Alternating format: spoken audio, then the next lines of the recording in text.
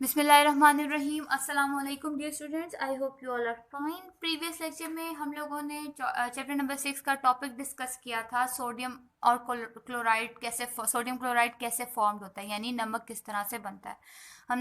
उसमें हमने पढ़ा था कि जो सोडियम है वो अपनी एनर्जी लूज़ करता है और जो क्लोरीन है वो उसको गेन करता है और फिर ये दोनों बॉन्ड बनाते हैं जिसकी वजह से sodium chloride table salt formed होता है। तो आज हम लोगों ने पढ़ना है उससे next isotopes and there uses. For this open your books page number 61। here we are isotopes and their uses। हम बैक से थोड़ा सा रिव्यू लेते हैं। हम लोगों ने पढ़ा था जो एटम होते हैं, हर एटम का प्रोटॉन नंबर जो होता है वो सेम होता है। प्रोटॉन नंबर जो सा होता है वो सेम होता है और जो न्यूट्रॉन नंबर होते हैं वो डिफरेंट होते हैं। कहने का मतलब है कि एक जगह पे हम पीछे पढ़ के आए हैं कि जो प्रोटॉन नंबर होते हैं वही इलेक्ट्रॉन नंबर होते हैं और अक्सर औकात न्यूट्रॉन के नंबर्स भी वही होते हैं जो कि प्रोटॉन नंबर होता है। लेकिन कई केसेस में ऐसा होता है कि प्रोटॉन नंबर चेंज होते हैं और न्यूट्रॉन नंबर जो से होते हैं वो डिफरेंट होते हैं, वो हम लोग देख चुके हैं पीछे। लेकिन इसकी एक और टाइप भी होती है आइसोटॉप्स। वो होते हैं वो उनमें आती है आयंस और वैलेंसीज टाइप चीज़ें। इसमें एक और चीज़ आती है आइसोटॉप्स। अगर हम आइसोटॉप की डेफिनेशन देखें आइसोटॉप्स की, तो वो यहाँ से यहाँ तक है, द एटम्स और the same element having same atomic number but different atomic message. इसमें बात आ जाती है एटॉमिक नंबर और एटॉमिक मैसेज पे। एटॉमिक नंबर क्या होते हैं? एटॉमिक नंबर होते हैं नंबर ऑफ प्रोटॉन्स, और एटॉमिक मैस क्या होता है? और जो मैस नंबर होते हैं वो होते हैं number of protons plus number of neutrons. अक्सर औकात जो नंबर ऑफ प्रोटॉन होते हैं वही नंबर ऑफ न्यूट्रॉन होते हैं, लेकिन अक्सर ऐसा होता है कि नंबर ऑफ प्रोटॉन और नंबर ऑफ न्यूट्रॉन डिफरेंट होते हैं, तो एटॉमिक मास नंबर डिफरेंट होता है। एलिमेंट्स में एक एलिमेंट तो जो फॉर्म होता है वो होता है, इसके अलावा भी उसके मुख्तलिफ एलिमेंट्स बनाए जाते हैं। एक तो होती है ना उसकी नेचुरल शेप, नेचुरल थिंग। जिस तरह के यहाँ पे दिया हुआ है हाइड्रोजन के 3 आइसोटॉप्स हैं। आइसोटॉप्स हैं। फर्स्ट में सिर्फ एक प्रोटॉन है, 0 न्यूट्रॉन है, अगले में वन न्यूट्रॉन आता है। इसका मतलब है ये प्रोटियम है H11। ड्यूट्रियम है उससे हैवी थोड़ा सा, यानी कि हाइड्रोजन थोड़ा हैवी हो जाता है ड्यूट्रियम में। उसमें फिर क्या होता है, 2 जो से हैं वो उसके मैस नंबर जो सा है वो 2 हो जाता है और एटॉमिक नंबर 1 ही रहता है। फिर आती है बारी ट्रिटियम की। ट्राइटियम ट्राइटियम जो होता है इसमें प्रोटॉन नंबर 1 ही होता है, लेकिन न्यूट्रॉन्स की बढ़ जाते हैं, न्यूट्रॉन्स की तादाद बढ़ जाती है। ये तादाद लेबॉर्ट्रिकली बढ़ाई जाती है ताकि उसको मोर, यानी कि लेबॉर्ट्रीज में इस तरह के एक्सपेरिमेंट्स किए जाते हैं ताकि इनको मज़ीद अच्छे से मज़ीद हैवी किया जाए या डेंसर किया जाए। क्योंकि एक एलिमेंट तो है, उसको मज़ीद चीज़ों में जिस तरह यूज़ होता है, हाइड्रोजन अक्सर चीज़ों में यूज़ होता है, इसी तरह कार्बन है। कार्बन के देखें 12 है इसका मैस नंबर और 6 है इसका एटॉमिक नंबर। उस तरह उसमें फिर एक ऐड हो गया, 13 और 6 हो गया, फिर 14 और 6 हो गया। इस तरह उसके 3 आइसोटॉप्स बने और ये डिफरेंट थिंग्स में इस्तेमाल होते हैं, डिफरेंट प्रोडक्ट्स में इस्तेमाल होते हैं।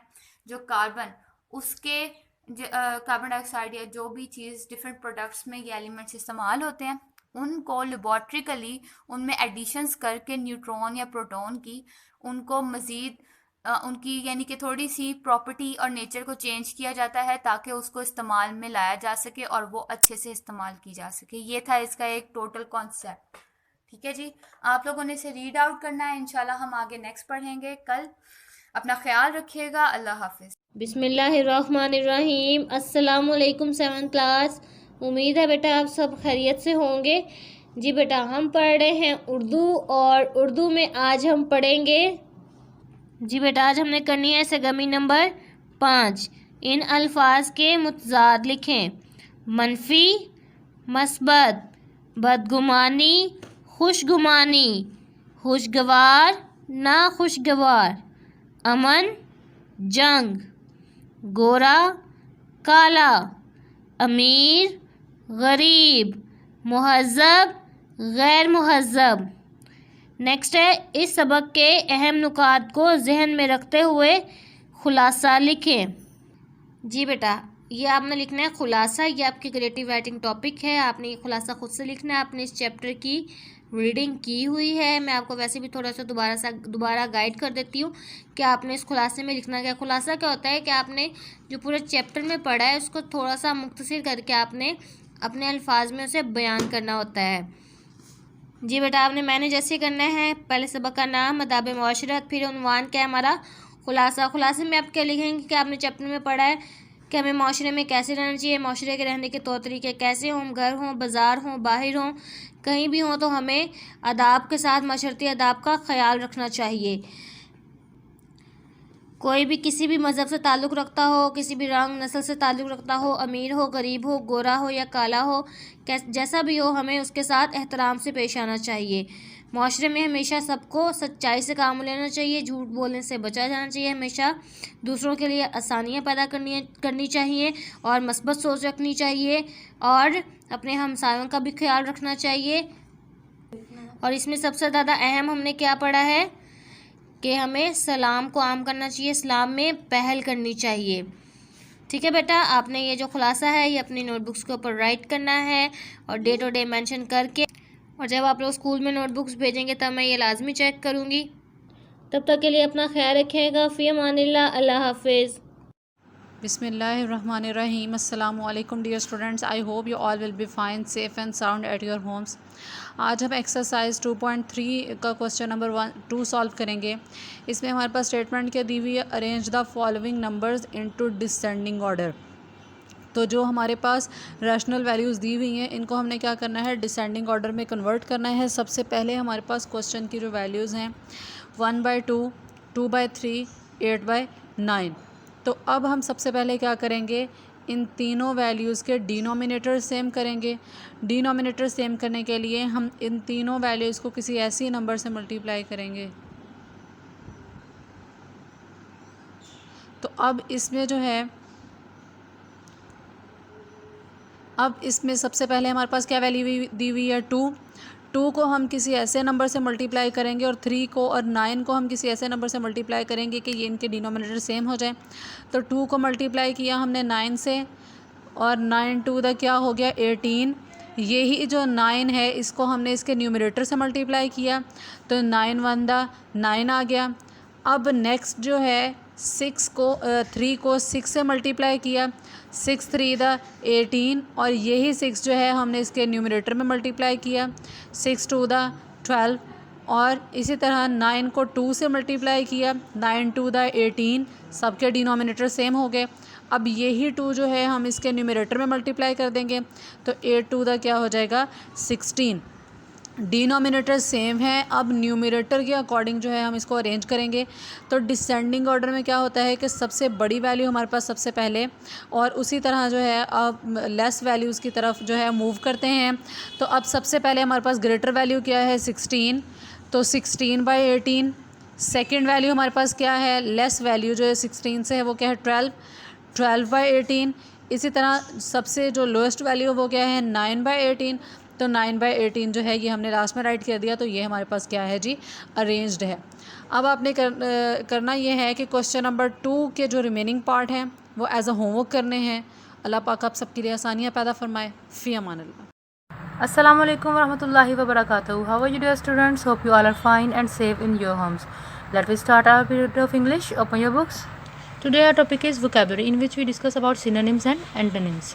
What are the synonyms? Synonyms are the same meanings and antonyms are the opposite meaning. यानी कि हममानी अल्फाज जो होते हैं वो होते हैं synonyms और एंटोनिम जो उलट अल्फाज होते हैं, जैसे हम उर्दू में भी करते हैं ना अल्फाज मुतजाद, तो वो हमारे होते हैं antonyms. So words are human and the synonyms of the human is civilized and nominal, and the antonym is immortal, and the next is natural. The synonym of natural is general and habitual, and the antonym of the natural is uncommon or unnatural.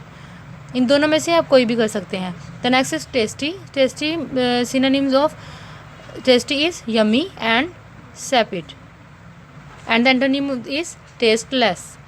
Cold, and the synonym of cold is freezing and algid, and the antonym is hot and warm.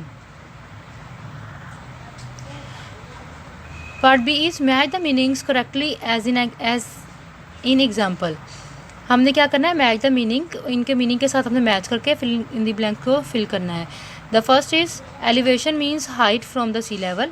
यहाँ पर example दिया है. So next हमारी जो हमने solve करनी है वो है dash means longer than usual और एक्सपेक्टेड. मीन लॉन्गर लंबा एंड यूजुअल एक्सपेक्टेड। तो लंबाई के सेंस में कौन सा मीनिंग है यहाँ पर? एक्सटेंडेड। एक्सटेंडेड मीन्स होता है वसी और फैला हुआ होना, तो extended means longer than usual और expected. The next is winding means twisting around herself itself. Winding means क्या होता है?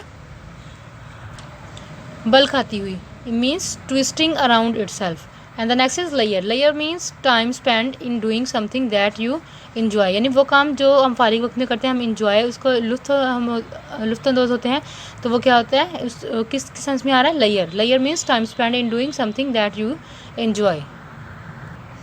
Our next activity is idioms. What are the idioms? Idioms is a group of words the meaning of which is different from the meaning of individual word. Idiom जो होता है वो group होता है words का, meanings of which is different, जिसका meaning होता है different meaning of the individual word, जो इनफरादी मीनिंग से मुख्तलिफ होता है। Idioms play an important part in language.